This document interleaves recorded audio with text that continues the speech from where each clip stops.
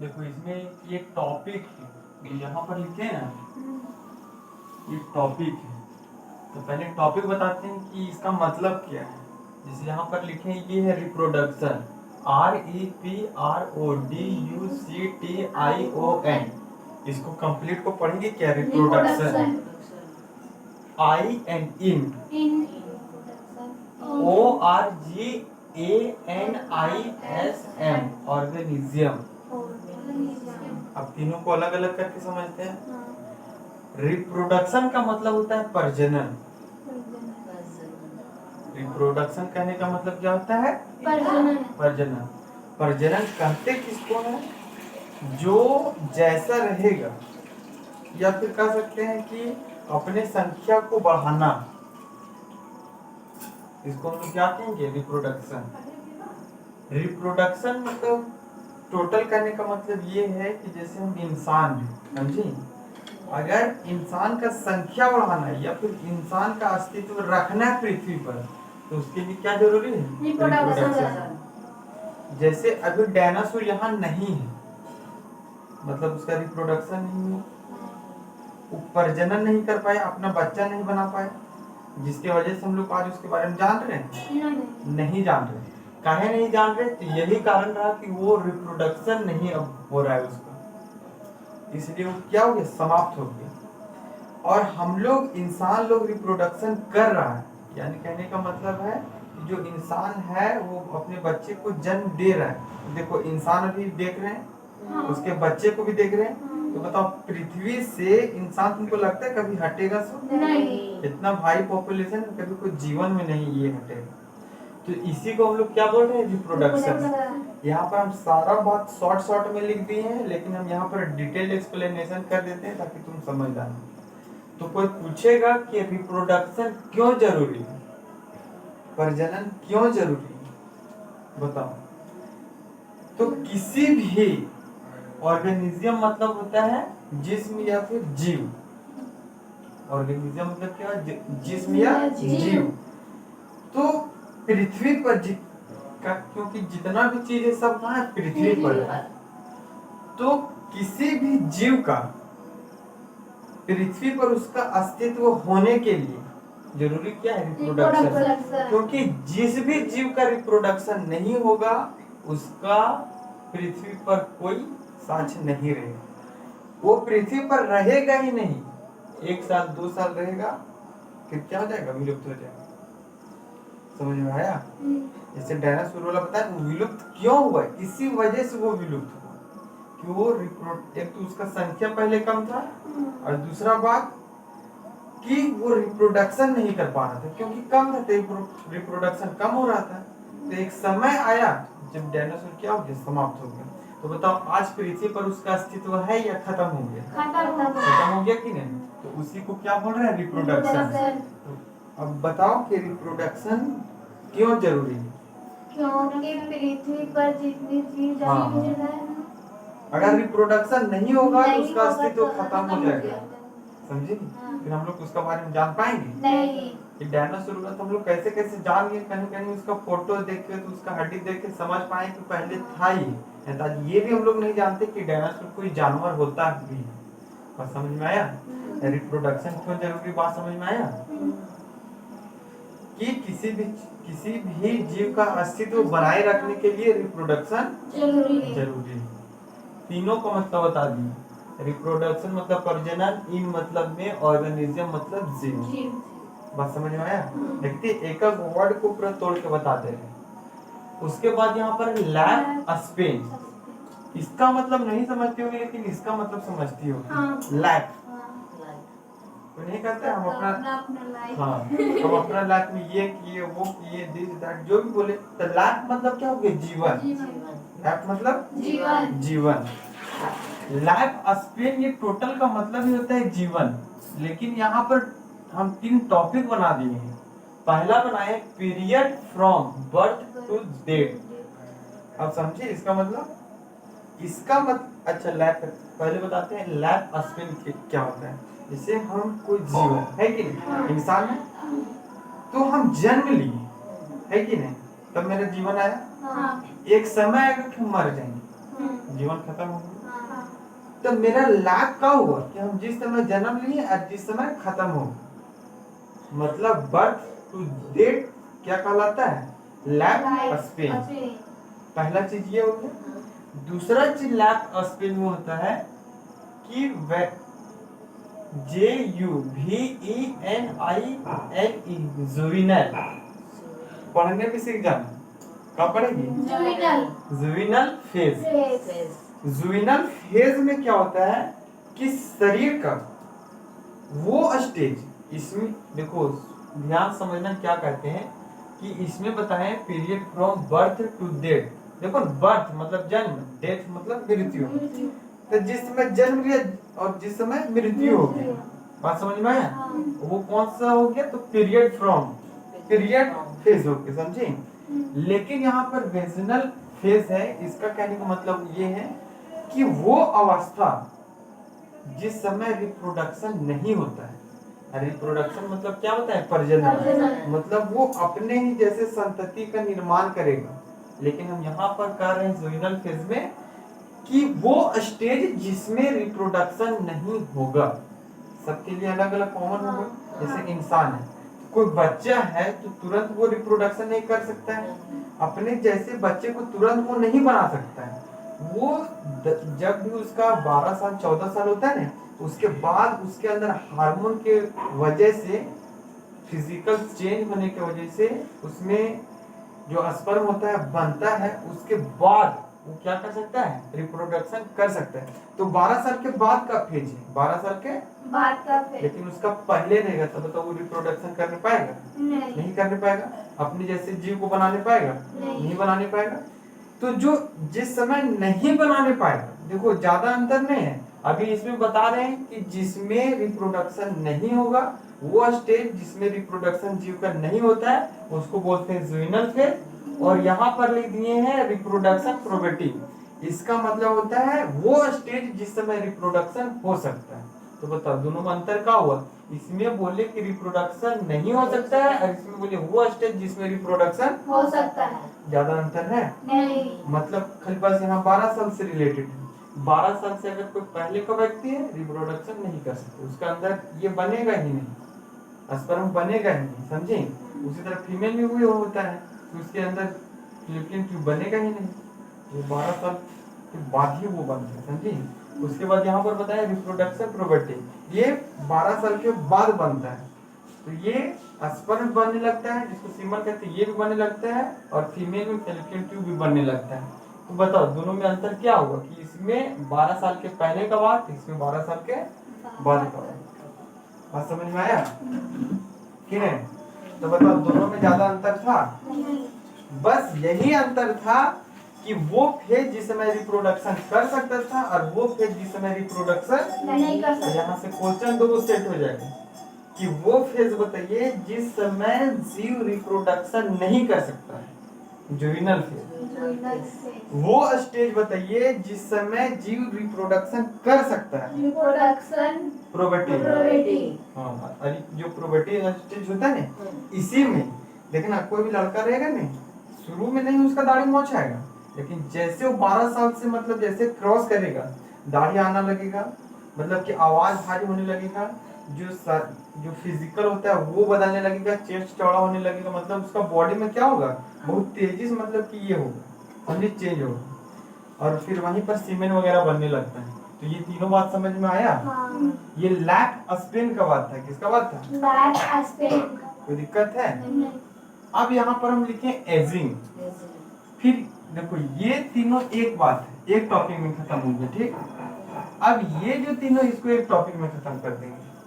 Related कौन किससे है, इसलिए सबको हम एक साथ लिख दिए। देखो यहाँ पर लिखे एजिंग, सेनेसेंस, और यहाँ पर लिखे डेथ।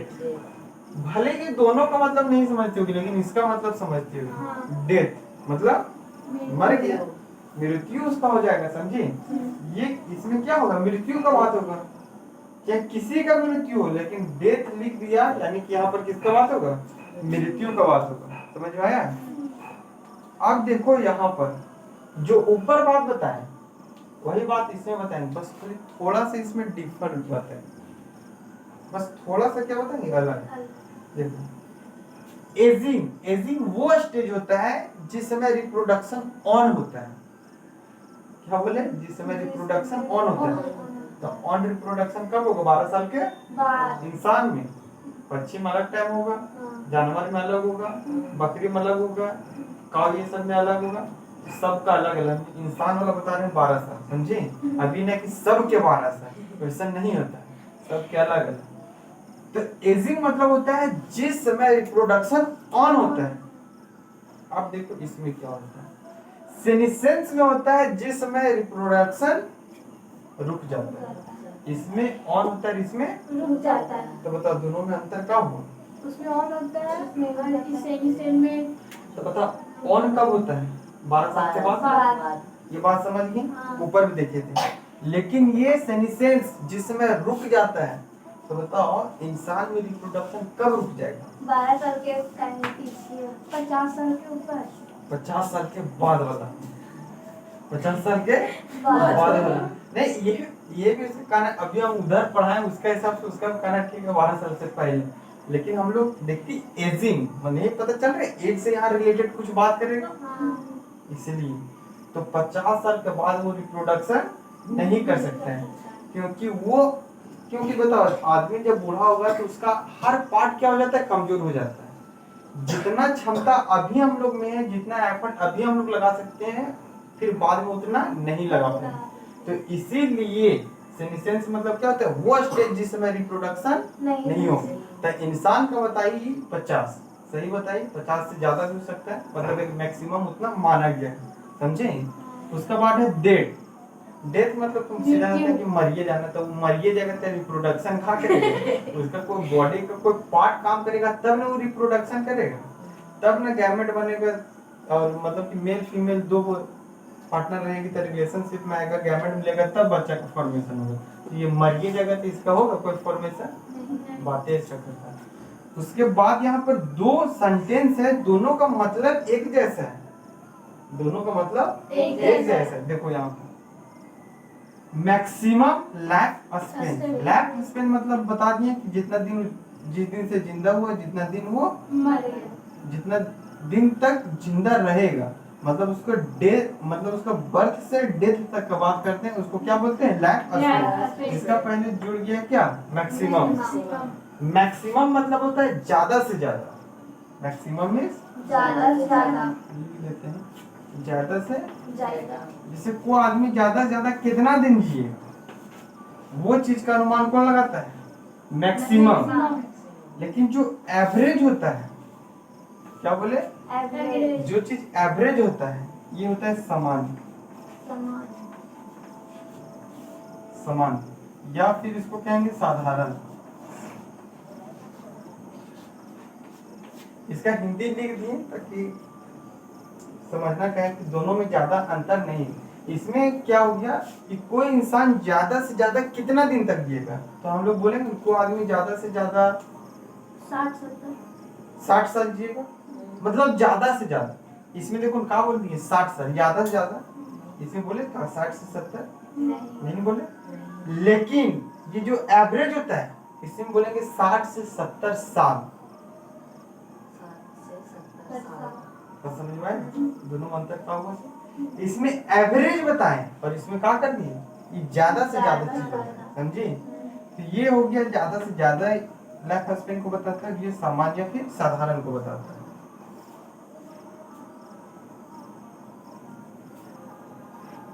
आगे बताएं।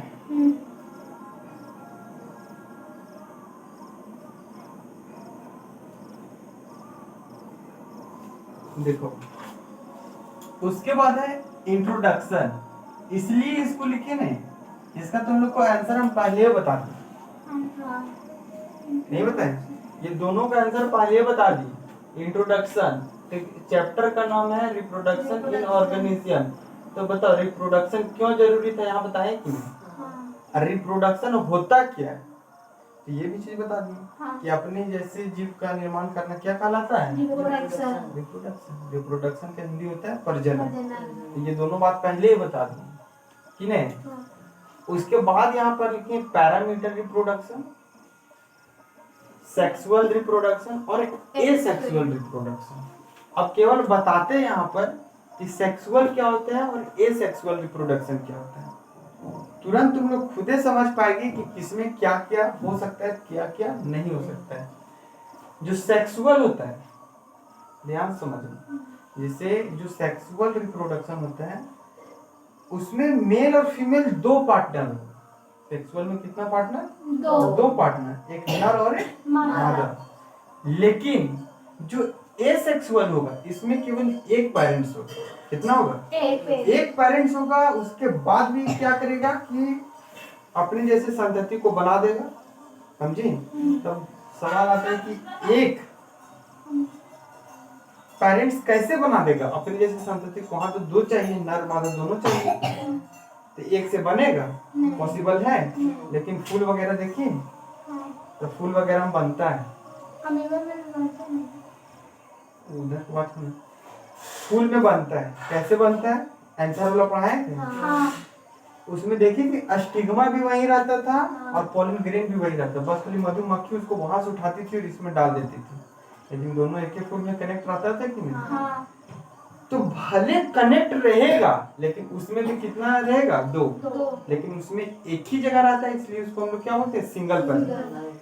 और इसमें दोनों अलग अलग रहता है। जैसे कि अगर हम लोग आदमी की बात करें तो देखो, लड़का अलग होता है, लड़की अलग होता है, मेल फीमेल।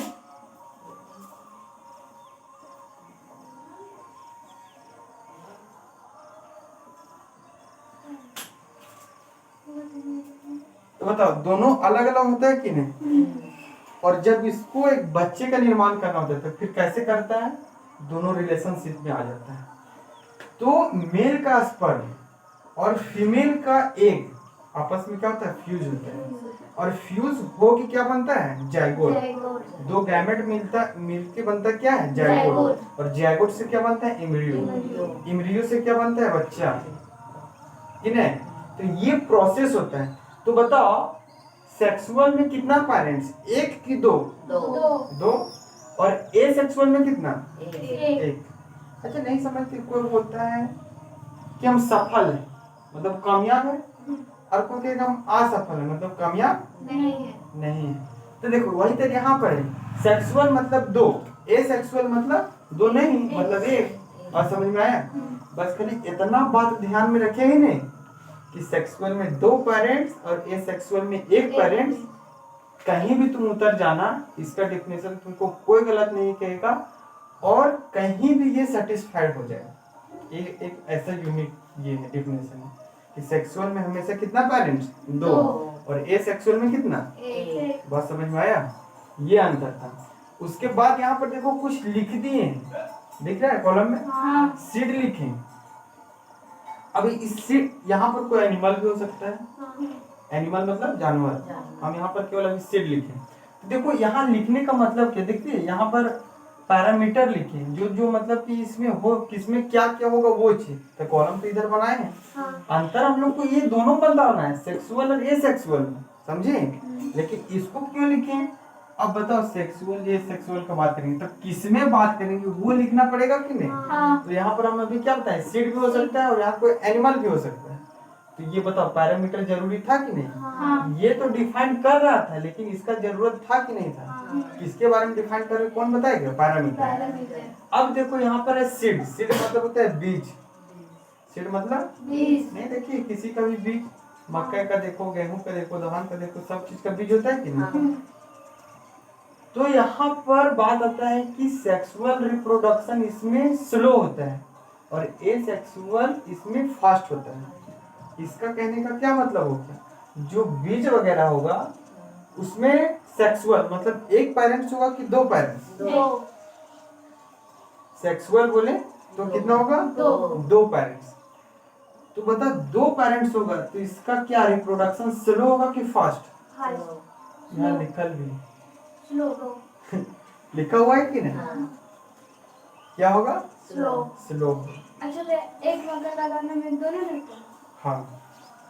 अब सब में इस तरह नहीं होता है, जिससे भी गेहूं वगैरह होता है नहीं, तो वहां मेल और फीमेल पहुंचना जरूरी है। अब भले वो दूसरा पौधा में रहे जैसे अभी अभी हम लोग खीरा वगैरह देखते हैं ना, हाँ खीरा में जानती है, जो खीरा हम लोग को फल जाता है ना, वो केवल फीमेल खीरा होता है। अब जिसमें नहीं होता है, जिसको हम लोग बांझ बोलते हैं, वो मेल वाला होता है, क्योंकि मेल के पास क्षमता नहीं होता है कि हम उसको बना सके। फीमेल के पास क्षमता होता है तो वो बना लेता है। तो हम लोग ज्यादा क्या कौन से करते हैं, फीमेल वाला लगाने। लेकिन मेल रहता है उसकी ये एंथर में, समझे, बस उसका स्टिग्मा पर बैठ जाता है तो बना देता है।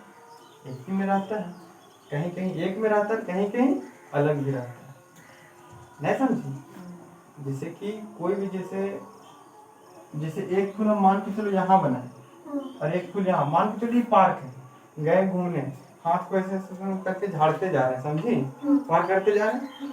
हो सकता है ये वाला मेल हो और ये फीमेल हो, समझे, ऐसे करते जा रहे हैं, मेल वाला यहाँ पर एंथर आ गया और वही वाला गया तो फीमेल वाला में टच हो गया, तो वो क्या हो गया, फिर फ्यूज हो गया कि नहीं। देखो दोनों दोनों अलग था तभी फ्यूज हो गया। दोनों एक फूल में था, इधर एंथर था, यहीं पर स्टिग्मा था। ये कुछ मधुमक्खी आई इस पर बैठी, फिर वही मधुमक्खी इस पर बैठी, तो इसका पॉलन मतलब पहुंचना चाहिए पॉलन ग्रेन इस तक। अब हम लोग क्या कहेंगे, मतलब कि तो बता, दो पेरेंट्स का ये हुआ कि नहीं, मेल फीमेल दोनों पहुंचना पड़ा वहां कि नहीं। कोई कोई एक्सेप्शन में होते, जैसे हनी भी, उसमें मेल नहीं होता तब भी वो बन जाता है, तो वो एक्सेप्शन में है। तो फिर बताओ सीड है, तो बताओ सेक्सुअल का स्लो हो रहा है और एसेक्सुअल का क्या हो रहा है, फास्ट हो रहा है। मतलब कि जिसमें डबल पेरेंट्स है उसमें क्या रिप्रोडक्शन होता है, स्लो। अरे तुम लोग खुद ही सोचो रे, एक इंसान है, ठीक, बच्चा को जन्म लेने में कितना 9 महीना का टाइम लगता है, माना जाता है कि नहीं, 9 महीना का।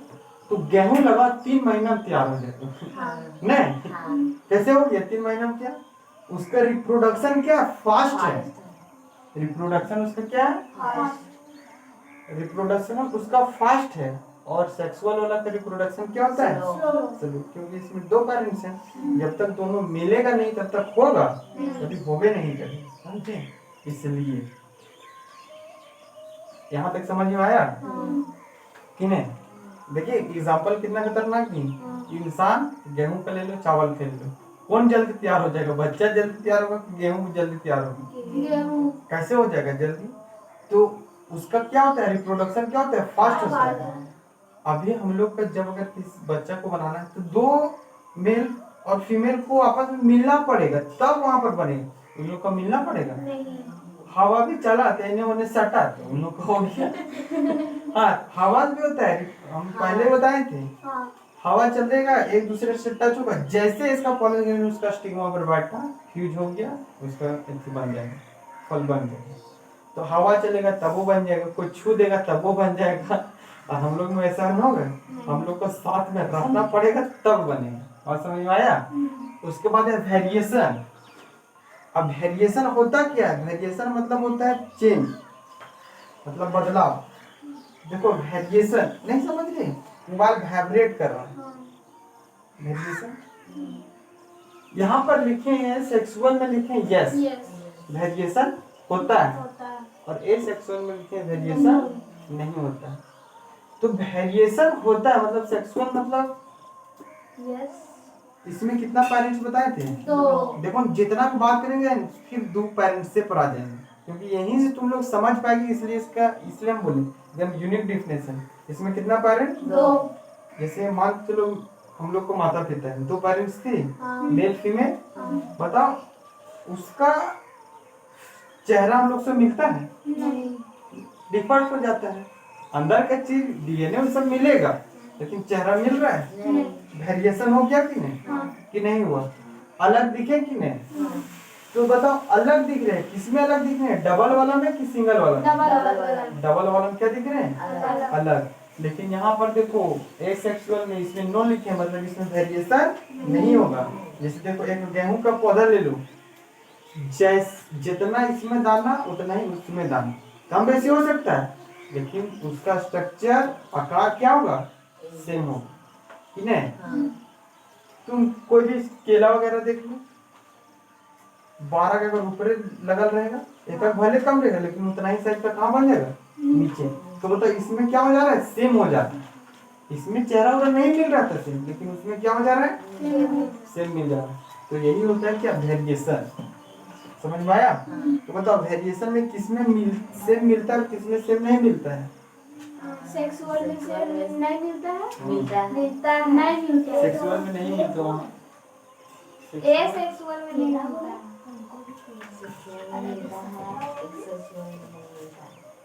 यहाँ पर देखो सेक्सुअल है नहीं, एस लिखे हैं। यहाँ पर वेरिएशन मिलता है, मतलब वेरिएशन मतलब क्या होता है? अलग। तो यहाँ पर अलग मिलता है और यहाँ पर अलग नहीं मिलता, ये चीज है। उल्टा मत समझना, यहाँ एस लिख दिए तो इसमें वेरिएशन मतलब होता है अलग, तो अलग यहाँ मिलेगा और यहाँ अलग नहीं मिलेगा। उसके बाद है पेरेंट्स। पेरेंट्स मतलब अभी बताएं, दो पेरेंट्स मेल और फीमेल। तो जिसमें दो पेरेंट्स उसको बोलते हैं बाय पेरेंट्स, जिसमें एक पेरेंट्स उसको बोलते हैं यूनि पेरेंट्स। समझे? मतलब सेक्सुअल रहेगा तो बाय पेरेंट्स और ये सेक्सुअल रहेगा तो यूनि पेरेंट्स। समझ में आया यहाँ तक? उसके बाद है मियोसिस। क्या है? मियोसिस। तो अभी देखो इसको यहाँ पर छोड़ देते हैं, मियोसिस और माइटोसिस यहाँ नीचे लिखे हैं, तभी नीचे बताएंगे। इसमें देखते हैं फर्टिलाइजेशन। इसमें कितना पेरेंट्स? दो। इसको बोलते हैं डिप्लॉइड। डिप्लॉइड। कितना? डिप्लॉइड। डिप्लॉइड। इसमें डिप्लॉइड नहीं होता है। क्लोन। क्लोन का मतलब होता है इसमें भी उसी तरह होगा, इसमें भी क्या होगा? उसी तरह होगा जिस तरह यहाँ पर भी बताएं यस और नो।